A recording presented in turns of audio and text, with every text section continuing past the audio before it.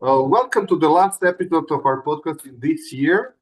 And today's topic is the first round of the presidential elections in Croatia that took place yesterday. And it almost ended up in the first round. The sitting president won slightly less than 50% of the votes, rather unexpectedly. So there was a low turnout, only 46%. And polls were pretty wrong.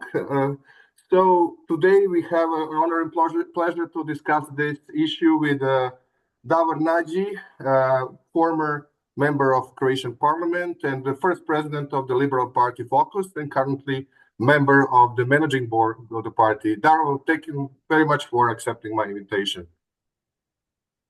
Thank you for your invitation, and I'm looking forward to today's discussion. So, first, can you explain to us what are the reasons behind the low turnout? Is there only the election fatigue because it was a super election year in Croatia, 3 elections this year? And why the polls were wrong? Because there was such a huge distance between the sitting president, Milanovic, and the Croatian Democratic Union candidate, Primorac. Yes, well, first, the turnout was not big as usual when we have presidential election because I think it was a mix of factors. Because, for example, one thing is that we had several elections in last year, so yeah, I believe some people have election fatigue, but also it was a poor choice of candidates. Simply, it was clear that the current president will have a easy victory almost in the first round. So I don't think a lot of citizens were motivated to go out and vote. So I think that combination led to this, that we have a lower turnout than usual. But this kind of turnout is not unusual in general for election in Croatia. You know, when we have parliamentary elections, it's usually something like this. For presidential elections, it's usually higher, but for your European elections, it's much lower. So it's not so unusual. And the second thing is the polls. The polls are a very funny thing in Croatia because first, it's they are usually represented with undecided voters. So, as you know, on election day, there is no undecided voters. You either voted for a candidate or you didn't. So we had about 10% of undecided voters. So the polls that were published actually underestimated the ratings of current president, incumbent, for about 10%. So, uh, for example, polls were giving him 39 or 40%, but if you excluded undecided voters, that would be 44%. So it's much closer to the final result. That's the one thing, and the other thing is that uh, I don't quite totally believe in the polls. Sometimes they seem a bit manipulated. So in this case, that was the case for the, let's say, benefit of the candidate of the governing party. So I think that these two factors led to that it's we have an impression that polls missed a lot. Yes, they missed not that much. For other candidates, it was 3-4% here or there. Even for the runner-up, it was, I don't know, 3 or 4% lower than what the polls estimated. So it's not such a big difference, especially as I said, we in Croatia expect something like that to see on the polls. Mm-hmm. So maybe you can bring us together the candidates. There were 8 candidates, maybe the most important candidates besides the president, who is very well known. but even the candidate of the ruling party of the Croatian Democratic Union wasn't that well known, at least not in the region in Serbia, etc. Even though he was a minister before. And what were their electoral platforms, and what were the major electoral issues during the campaign? And especially here in Serbia, the Serbian president tried to present that the main issue was Serbia, and that Serbia was presented as adversary or even as an enemy because Croatians envy success of Serbia, of course, and his personal success as a president. So maybe you should clarify that to our audience. Yeah, yeah. Except for a few, let's say, marginal right candidates, Serbia wasn't a topic, wasn't a major topic in Croatia on these elections. But we have, as you said, a number of candidates.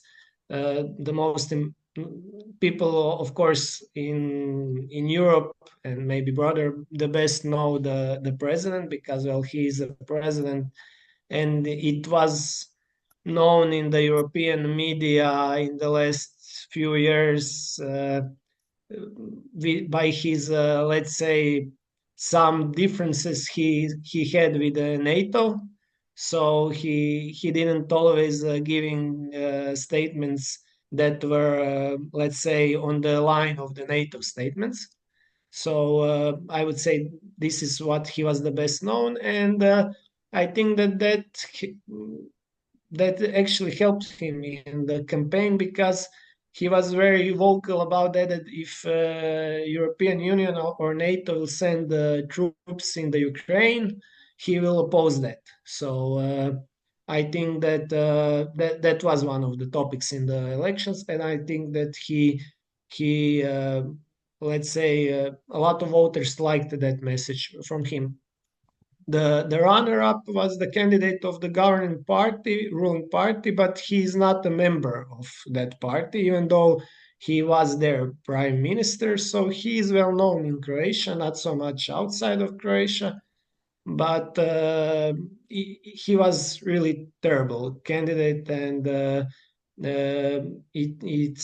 he got a lot less votes than his party just a few months earlier in a national election. So he actually did not even confirm the votes of the party who nominated him and the other parties of the coalition that supported him. We also had a number of other candidates. There was Maria Selak Raspudic that came third.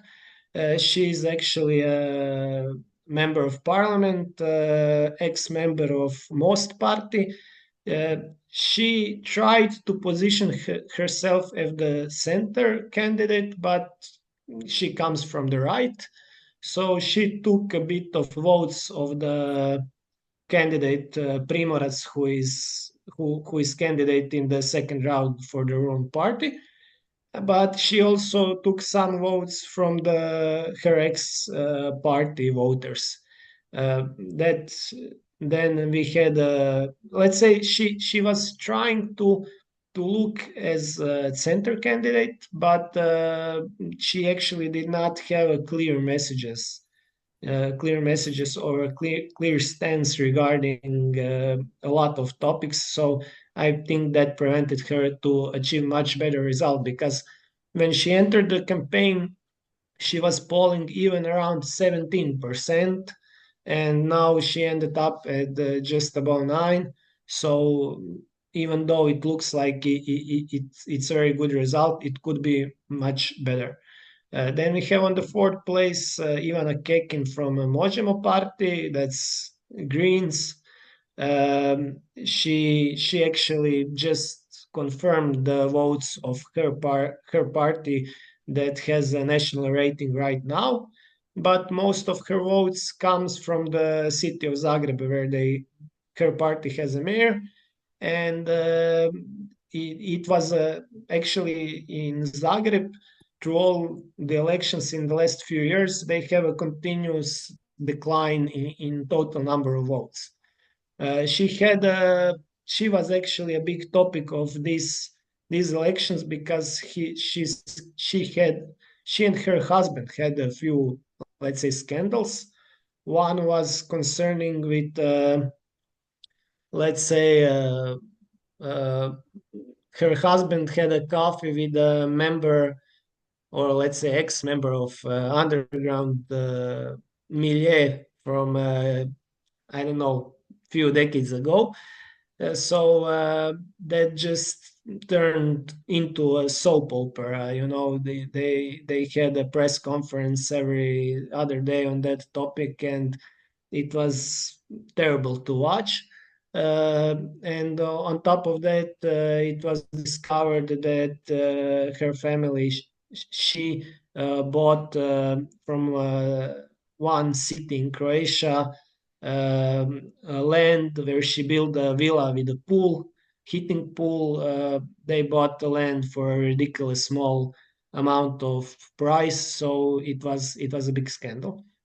That Mhm. was that was big two topics in campaigns, so she took a lot of media space.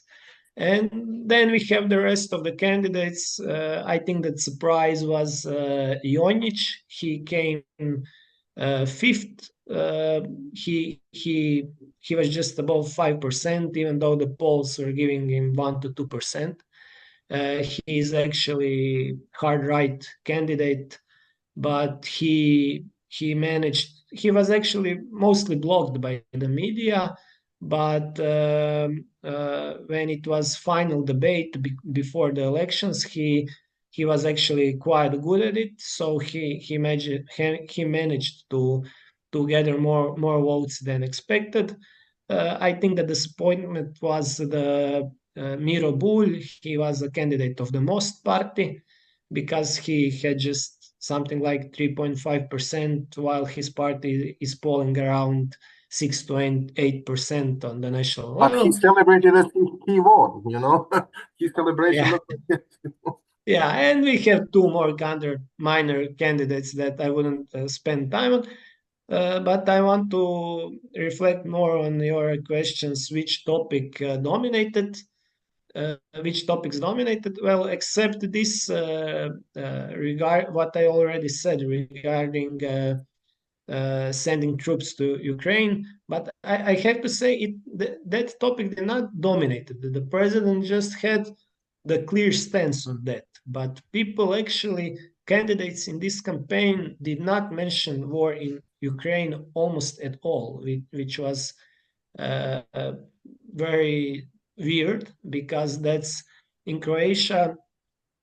By our constitution, our president has jurisdictions only in as a chief commander of the army in the foreign affairs. So basically that's almost everything he can do, and they totally ignored in the discussions what is the in the jurisdiction of president. And they were discussing something. Mostly, they were discussing things that were considering the government, not the president. But mostly, the main reason why the incumbent president won so much votes is because he positioned himself, and that was the main topic of the election. He positioned himself as the let's say the only obstacle to the ruling party to take over all the state institution, and as the only main fighter against corruption in ruling party and in Croatia in general. So he basically achieved that. He People saw him as the only serious candidate who can do that and dismissed all the others. So the result was clear before the race even began. Mm-hmm. And I just want to say one more thing, because you are from Serbia and you asked about Serbia. It's To us from Croatia, it's, I don't know, should I say funny or sad or worrying, the let's say the narrative your president is presenting to your nation, because in Croatia people actually or don't don't think so. But in Croatia, people don't think so much about Serbia, except a minor part of population that is far right. People or don't care what happens there, or are worried because you don't want to have in your neighborhood a president like that. But hey, we are in NATO, so we don't care. And we see Serbia as a country where our young people go to party, and that's it. And we don't actually think so much about him. We don't discuss about him that much. The main, more and more in the focus of our politics, if we are talking about our neighbors, it comes Viktor Orban in Hungary. He is, I would say, a rising concern in Croatia. So there is no coalition of Croatian and Ukrainian intelligence, and and here in Serbia in student protests. This is Not that I know of, but I don't control the Croatian intelligence yeah. service. Okay, and my impression was that Mr. Primorac, who was the candidate of the ruling party, he ran on some kind of opposition platform on change, etc. So it was a bit strange to me. Am I right? Yeah, he had a weird speech after the election night, where he who is a candidate of a governing party, he said Croatia needs change, Croatia needs better leadership, and so on. And the prime minister was in the audience, and he had that not so happy smile on his face, and I believe that he was wondering, why did I support this candidate. But maybe, Jadranka Kosor, the former prime minister, Croatian prime minister, who was also a candidate, presidential candidate, and she mentioned last night that during the campaign, when she was a candidate, she realized that she was meant to lose. So maybe something similar has happened now with Mr. Primorac and the Croatian Democratic. Yes, I believe that that is the case, but I don't think that they plan to lose so hard. Yeah, yes, yes. It was, I think that they was hoping to, let's say, to have some modest, acceptable Yeah, defeat, defeat. Yeah, and just to move on. And okay, because I think that current prime minister wants to have President Milanovic to remain in power. So yeah, I think that the governing party did not really want to win this election, but I think they didn't want to lose that hard. yes, absolutely. So you already mentioned, maybe just you can say a few words about the election geography, because President Milanovic, I think, won in all the provinces. So even in these provinces, where is the base of the ruling party of the HDZ, of Croatian Democratic Union? Yes, that's I think the first time since existence of Croatia as an independent state, uh, that the left candidate for president won in all the provinces with a quite margin.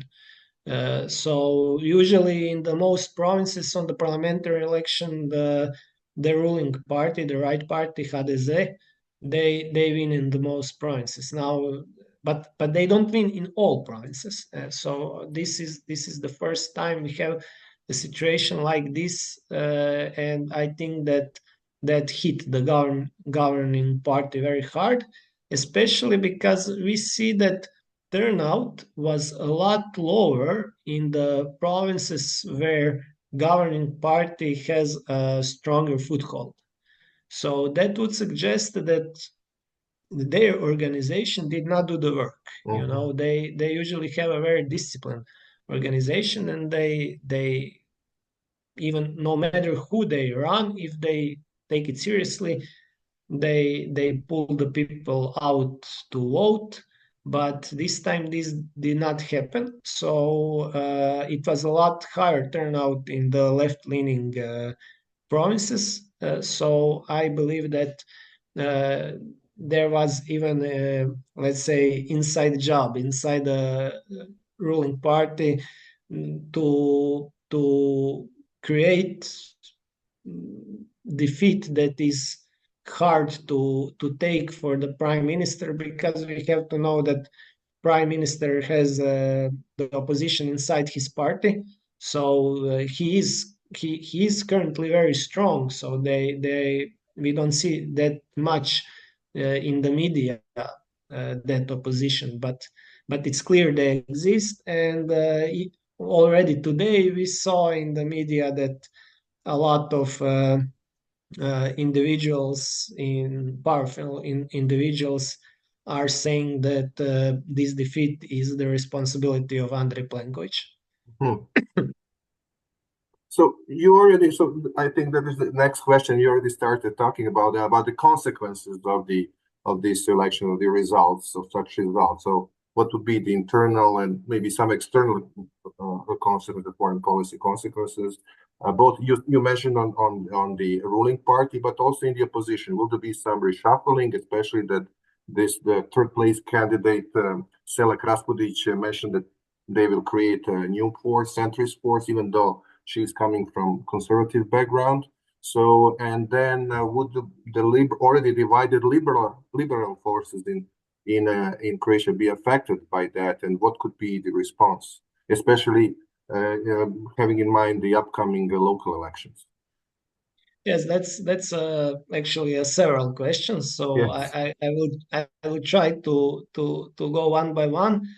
First, regarding domestic and external politics of Croatia, practically nothing will change. We have the same prime minister, we have the same president who will win in the second round, and basically the external politics will remain the same.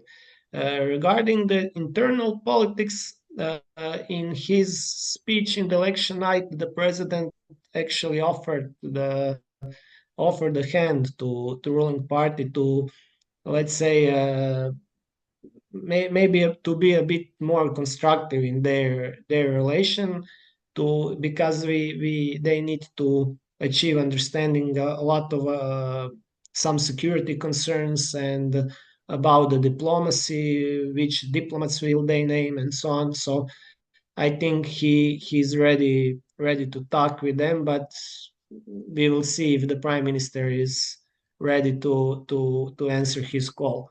It didn't look like that Uh, last night. yes, yes. Yeah, I think that now, maybe until the local elections, it will still be their relationship will be probably hot, but after that, we don't have any election for 3 years. So after that, I believe they will put the ball down. Uh, if we if we look what are the consequences regarding relationship between parties, I believe that this will help the main opposition party, SDP, Social Democrats, to increase their ratings. They are modestly increasing rating for a year now, and now are just 5% behind HDZ ruling party. So they might even close the gap now, or to come, inside the statistical error. And I think that that's one consequence that is very important, because until now, the prime minister could always boast that he's so stronger than everyone else in the opposition, that he can do whatever he wants. Now that impression is not that strong anymore.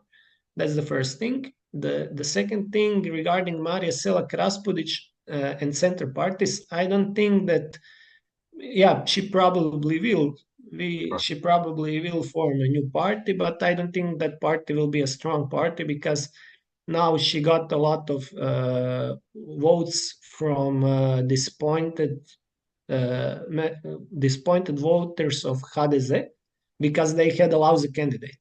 When they will compete again as HDZ, then those voters will go back to the HDZ. That's one thing.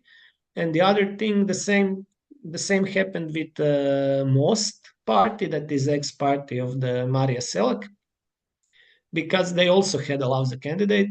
So when the Most will go on election with a good candidate, they will go back.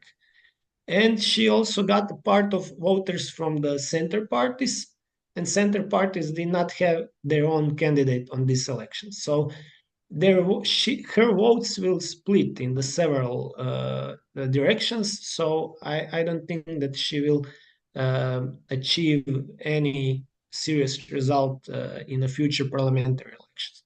But the reason why she probably was doing that was the local elections, because I believe that she will run for the mayor of Zagreb, and she will probably make more noise because there already is a lot of candidates for the mayor of Zagreb on the upcoming local elections in May.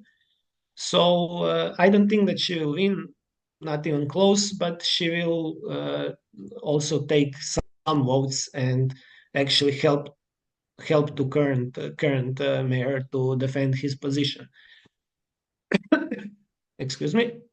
And actually, now when I started to talk about local elections, these presidential elections, I think, will have the most consequences. The most consequences will be seen on the local elections, because now the members of the ruling party are down.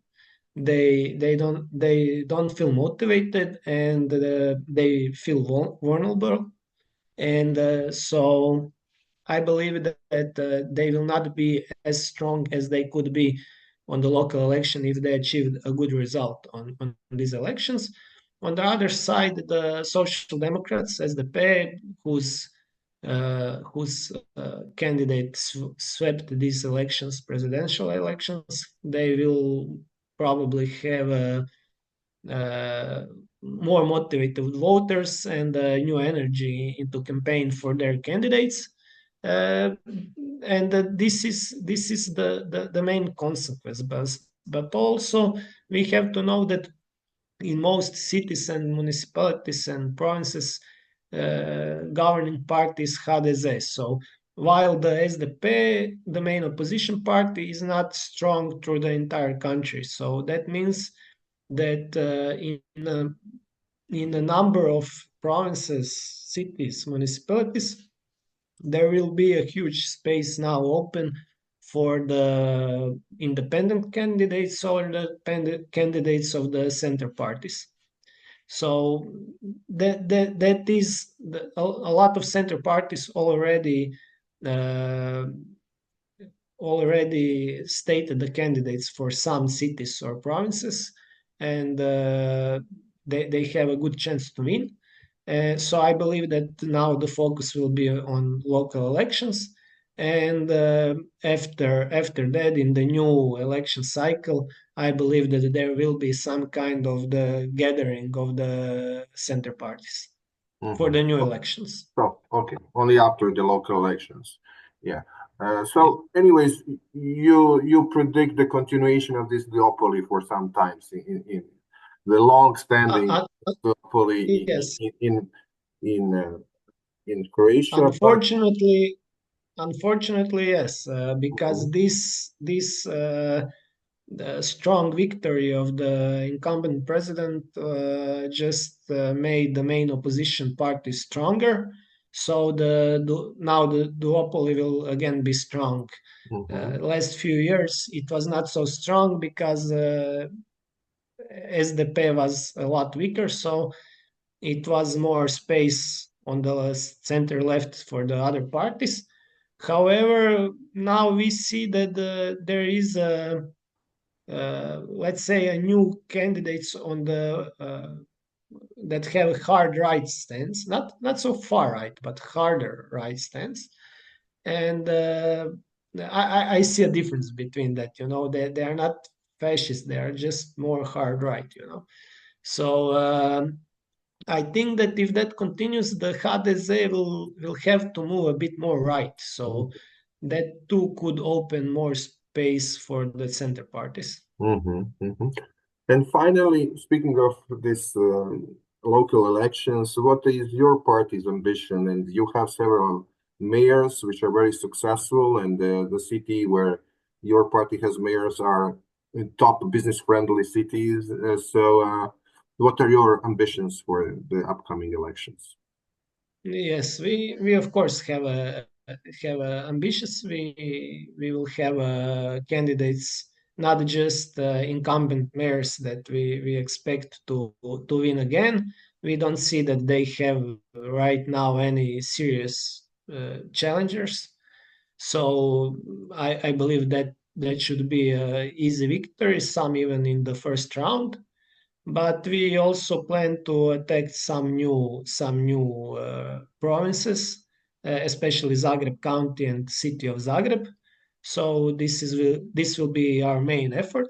But also we will have a lot of candidates throughout Croatia. So we expect to double the number of mayors that we have now.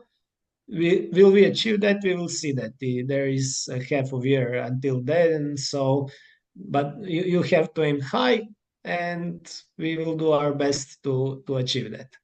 So I think it's We please. yeah we believe that that is very important for the next election cycle, because as I said, then there is a period of 3 years without elections.